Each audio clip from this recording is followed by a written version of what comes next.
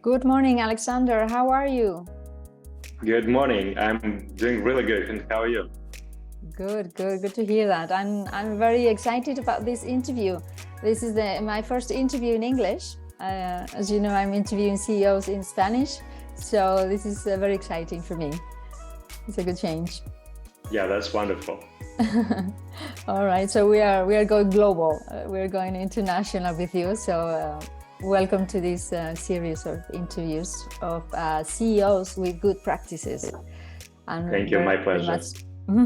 I'm looking forward to hearing what is happening outside of Spain, although you are based in Spain, but let's go one step at a time.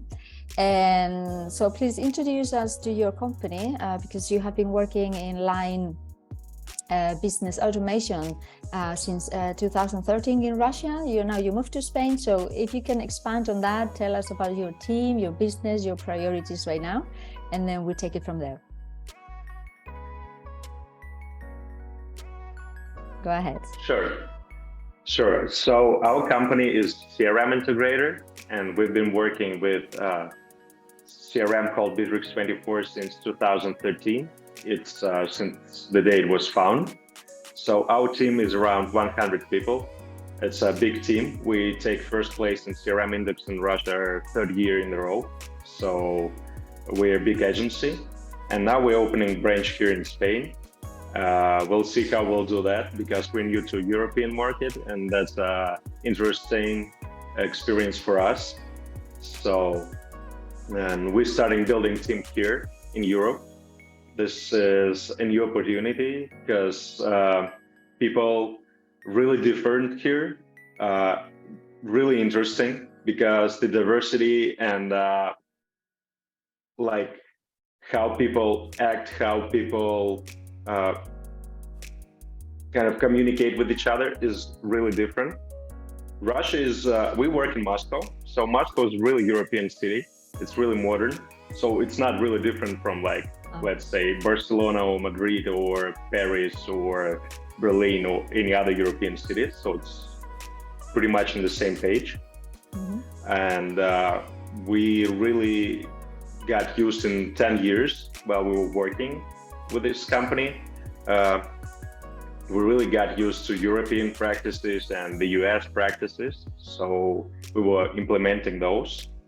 So basically, we have this international type of leading our team.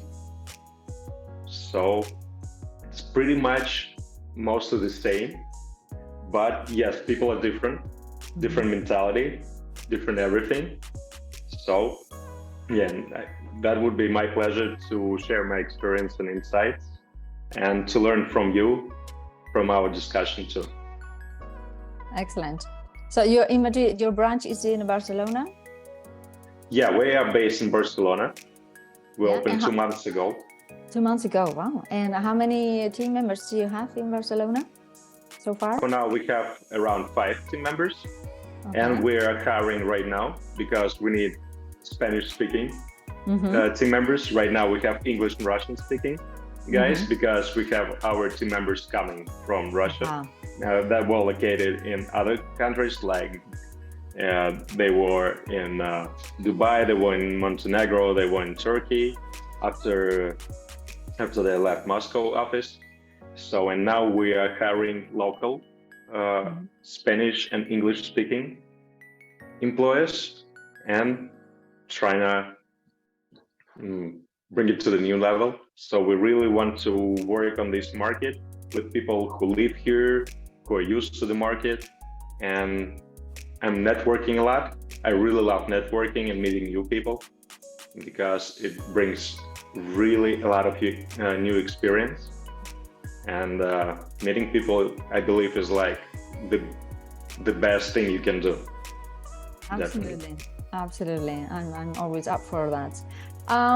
These people that you are hiring, how many do you expect to hire? How many are you looking for?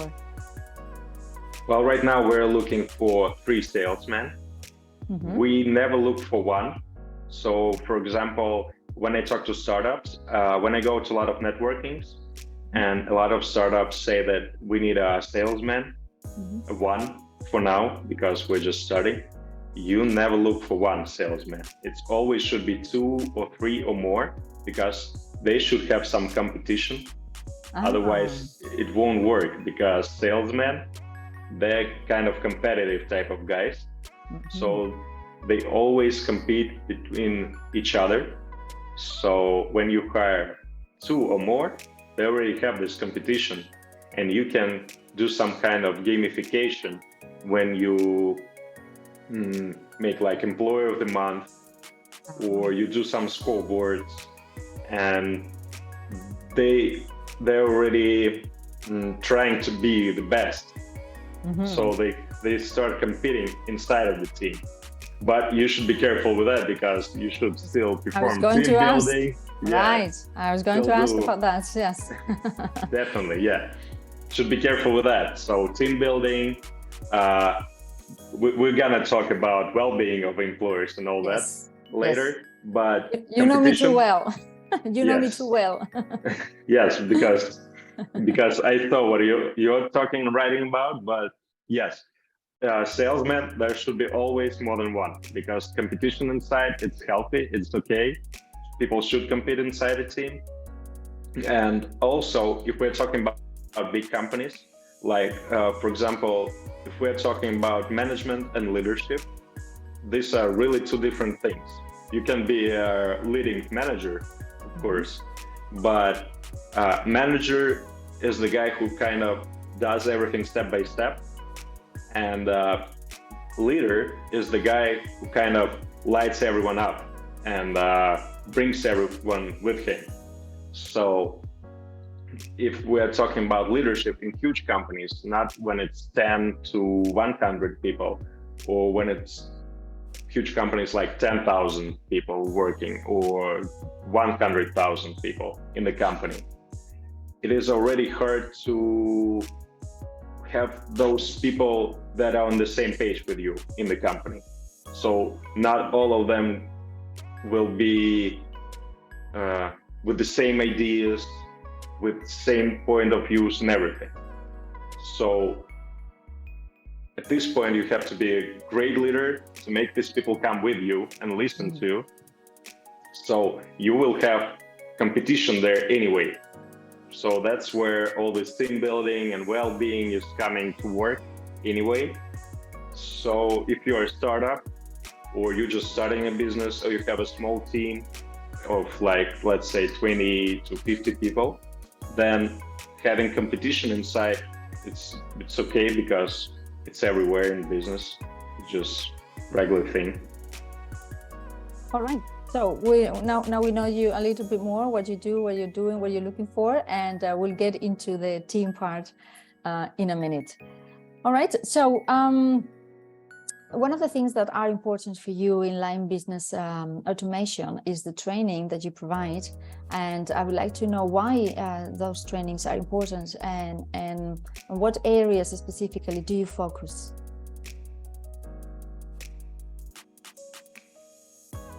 Okay, so trainings are really important, because we have pretty much the same services. We work with CRM integration. So it's implementation, it is programming, it is training of our client staff.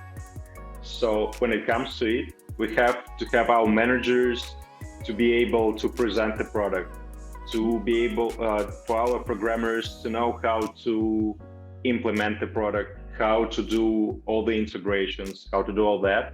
Most of the services, they are repeating. So every time we do some tasks, we make instructions that we can use them in the future. So when a new employer comes, we already give him all the instructions in the beginning, and he can adapt faster with all the instructions that we have, all the learning materials, because we've been working for 10 years with a lot of customers, with a lot of clients, and I've been in charge of a lot of huge projects where I was working with CEOs of different companies, and I have a degree in business process modeling and business coaching. So I was working with CEOs and their teams, and the problem was with when they were implementing CRM systems, that when new employers were coming and they didn't have instructions, a lot of like CEOs or people who were helping them, a lot of top managers, they had to spend half of their workday explaining new employers what is going on in the company, how they should do their work, and so on. So training is the way how you onboard your new employers faster to a company, and how you keep your top managers away from this scrutiny that is not their type of job. So they shouldn't really do that because they're in charge of bigger projects, bigger contracts, definitely not in charge of training employers. So that was the biggest mistake I made really multiple times. Yeah, so it's a very efficient way of working, and also for the employees is very very gratifying when you enter a company and you see that they are so well organized, that they have all the instructions in place, and they can get hold of their job quite easily, and it makes them feel more at home faster, because okay, so this is how things are done, I can get into it instead of waiting for somebody to have some available time for me to explain how I have to do this, and I have to keep asking how this is done. And this way people can be more efficient from an early stage in their onboarding. So it's really smart to have that in place. Good job. Definitely. Good practice. Good practice. Definitely. But there's something I would like to add for the audience who's going to use that. Just don't do like a lot of text, add images, add a lot of screenshots, videos, screen recordings, webinars, and just different types of materials, because even though you have a lot of materials, learning materials, people don't get it right away. So sometimes it takes months, 2-3 months to train new employers. So if you have different types of media in your learning materials, it's easier for them to understand it and to faster ways to learn it. So because every person kind of gets information in different ways, audio, video, or reading, and so on. Right, absolutely. Yes, absolutely. All right, so that's great. So now we know who you are, how you work. Now let's get into the people part, which is always the part that I'm most interested in. We were talking about before about this competition that you want to promote in your company, your salespeople. But how do you make it balanced? How do you balance with collaboration and team building?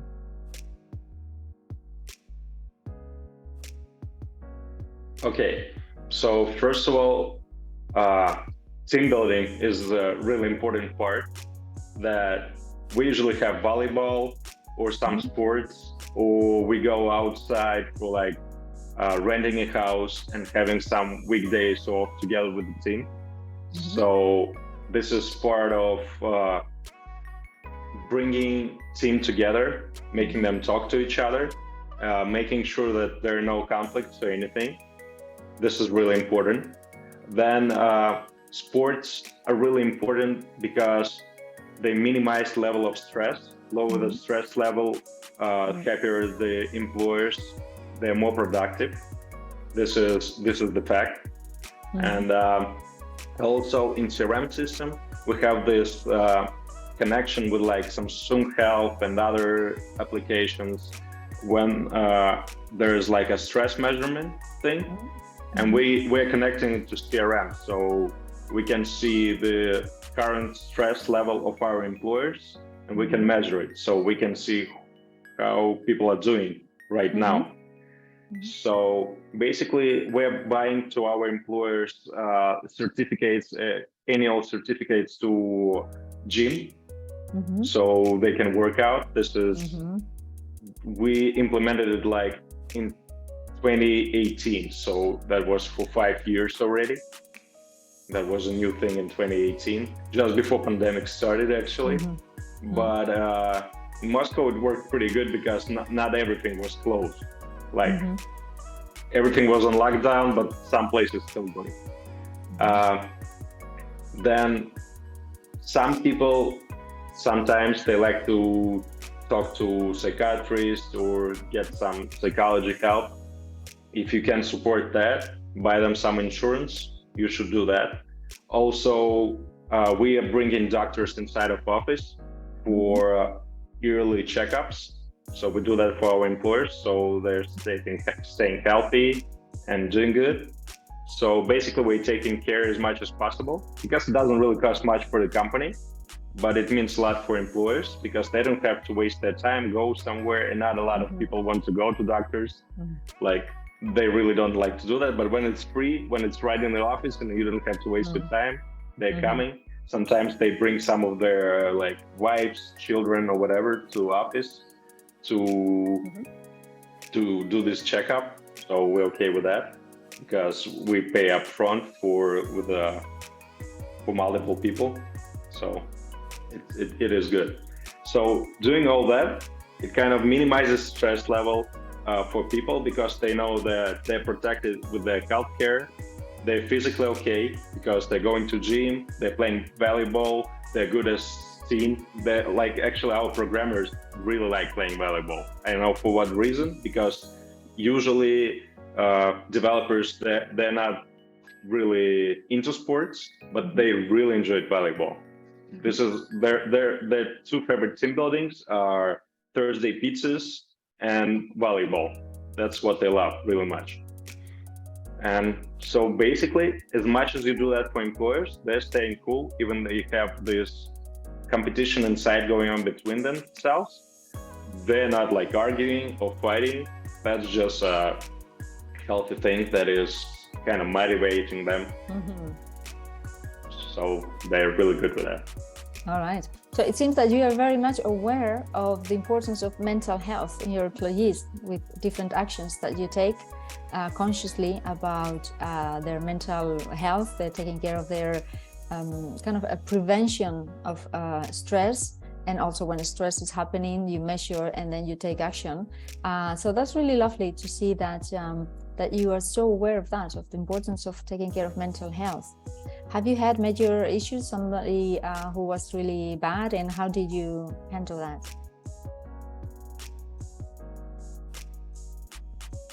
Well, we didn't have anyone who was really bad, but the thing is, 10 years ago, I became vegan myself. I didn't have any like super depressions or anything, but I had a lot of burnouts because when I started business, I was 19 and I really didn't know what I was doing. I was finishing my computer science degree in the US. I was studying, I was working at nights, and it was too much. It was too much pressure. It was really stressful, and I was kind of slowly coming to it, realizing what to do. And burnouts were like regular, and a lot of stress.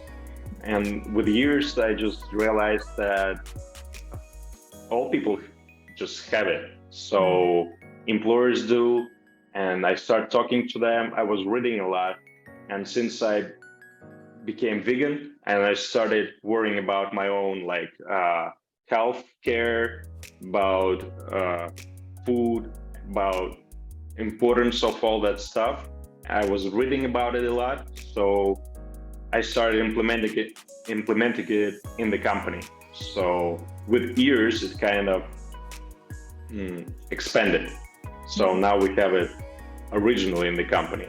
So for example, in the mission of our company, we don't work with certain companies of customers that, for example, like meat production or something like this, we don't work with those because that's just against my own rules.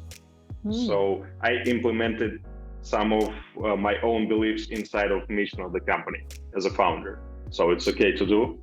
So if you're a leader, that's how you see the world. It's okay to do it with your company and to lead your team through this. So all this thing about well-being, it's basically how I was saying that, how I was going through it, and how I was reading about it, and that just experience through these 10 years. So it didn't come in like a moment. Mm-hmm. So it just expanded, and experience came with years. So it wasn't like from the first day that we're sustainable, we're gonna do team buildings and everything. It just came with time. Mm-hmm.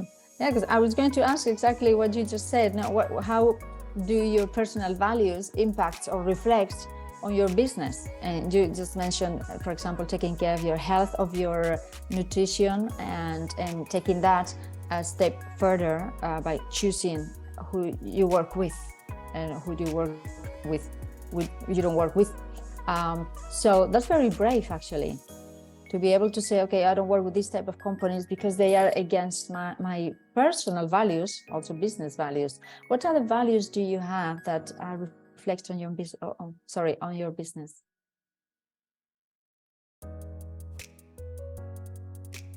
Well, we work in Russia, so we never worked with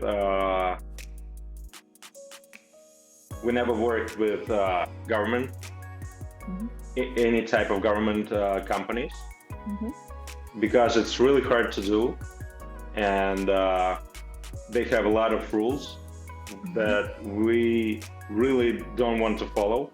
So we cross it out in our mission of company. We're not working with those. We never work with any manufacturing companies that use any type of animals in production. So not only, for example, meat production or fish production, but also like clothing, like if they use leather or something like this. So we don't work with zoos and pet shops. So kind of implementing what we see. If it's something like really dirty manufacturing that is really not eco, we're not gonna work with those either. So we're kind of trying to keep it more ecological as possible. I wouldn't talk about sustainability because we are not doing anything super sustainable at all, because we are just software developers mostly. But we're trying to keep it on the level where it is close to my beliefs. So basically that's how we do it. It is possible to run a business, a successful business, while having very strong values, actually. It is, and mostly it is possible to run a family business.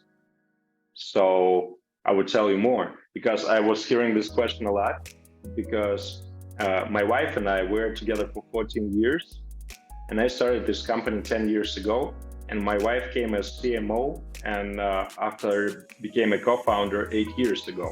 So we lived together for 14 years and worked together for 8 years. We definitely had a lot of arguments many years ago, but right now we mostly have none. So we have different point of views on things. We're like really different people, but that makes business stronger. All right, that's great.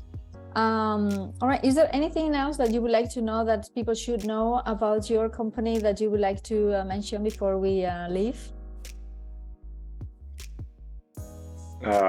That's a good question.